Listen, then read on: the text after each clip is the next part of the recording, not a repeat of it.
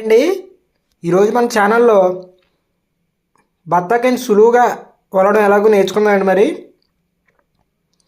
ముందుగా నేను నాట్లు పెట్టాక వీడియో తీయాలన్న ఐడియా వచ్చింది. ఇదిగో ఈ విధంగా బత్తాకాయని తీసుకున్నప్పుడు దాని చాకుతో నిలువునా చీల్చితే తొక్కలు అనేవి సులువుగా వచ్చేస్తాయండి.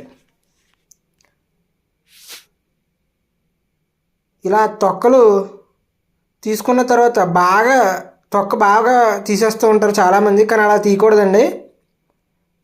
ఇలా పై లేయర్ వచ్చేటట్టుగానే తీసి తింటే చక్కటి ఫైబర్ అనేది మన బాడీకి అందుతుందండి.